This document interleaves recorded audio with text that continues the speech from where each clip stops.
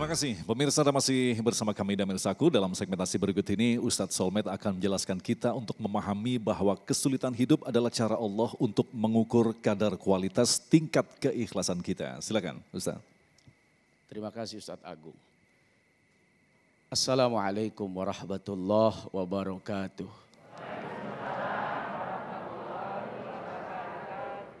Alhamdulillah wa syukrulillah ala ni'amillah. Assalatu wassalamu ala rasulillah wa ala alihi wa ashabihi wa man wala.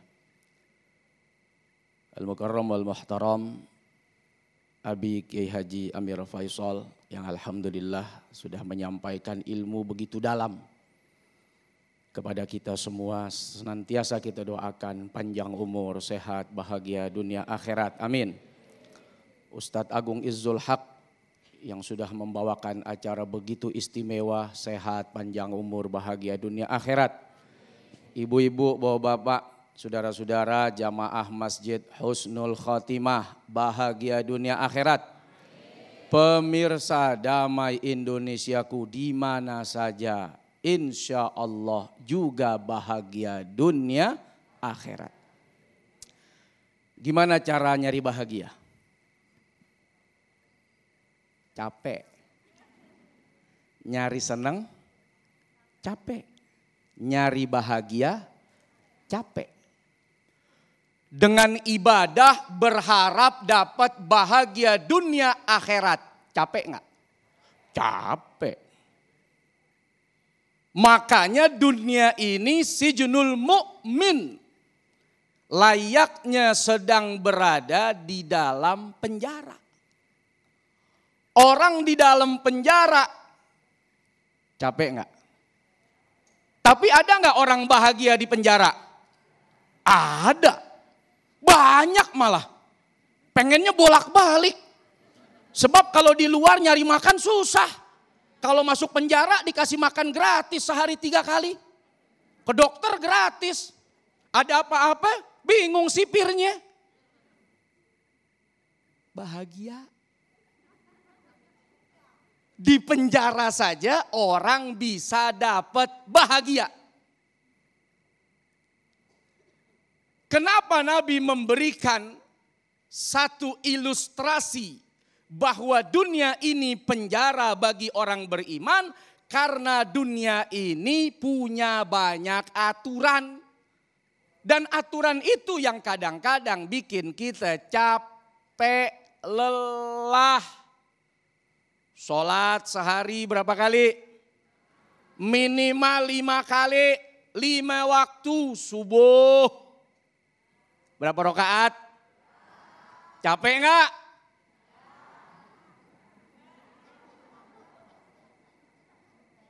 Capek sholatnya apa capek ngangkat kelopak matanya?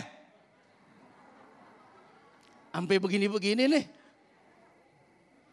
Padahal suara azan kurang kenceng apa dari Masjid Husnul Khotimah. Tapi begitu waktu subuh datang, capek.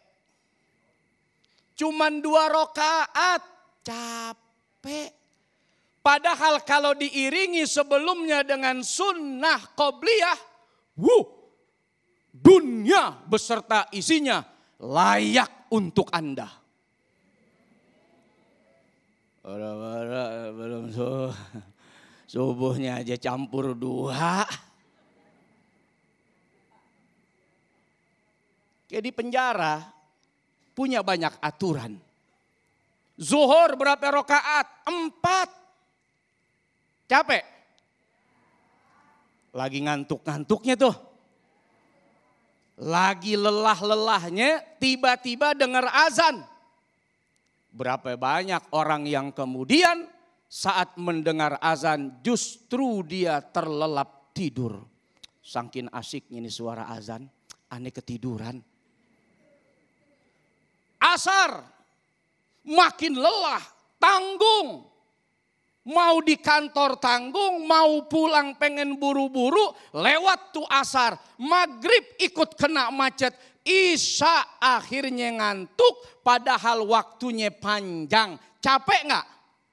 Kalau nggak capek pasti dikerjain. Ngomong capek aja pasti dikerjain kok. Tapi capek dan lelahnya orang dengan ujian di dunia ini, dia akan mendapatkan kebahagiaan. Kapan? Di akhir kehidupannya. Itulah yang disebut husnul khatimah. Penutup yang baik. Pak, kerja berapa jam, Pak? 8 jam. Capek. Capek, Pak. Begitu akhir bulan bagaimana? Wow. Lupa tuh sama yang 29 hari. Padahal cuma dapat 1 hari terima gajian. Terima info transferan. Itu 29 hari capeknya kayak gak keinget. Masuk deh tengah bulan. Capek lagi udah. Capek fisik, capek batin. Mana bini ngambek mulu. Bu. Ibu kan duduk-duduk doang di rumah. Lakinya duduk, diri, pergi, jalan, lari, kabur, keluar, was-was, bingung, kena macet, campur keringet orang. Berangkat wangi, pulang bau ketek. Emang ibu gak kesian sama lakinya? Kesian gak? Kalau kesian pulang disambut dong dengan wajah yang sumringah. Tugas ibu angkat 2 tangan doa kepada Allah. Jangan lupa tuh. Kalau akhir bulan, awal bulan cukup angkat 1 tangan ke suami.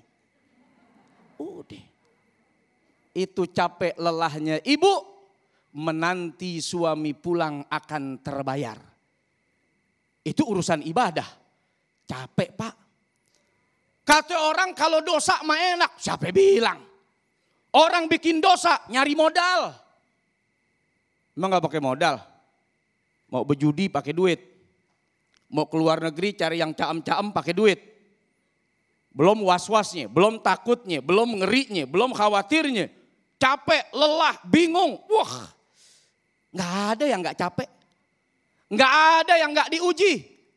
Mau saudara bikin dosa di dalamnya ada ujian, di situ ada capek dan lelah. Mau saudara ibadah, di situ juga ada ujian, ada capek dan lelah. Tinggal puncak akhirnya, apakah kita termasuk orang yang kalah atau kita yang husnul khatimah.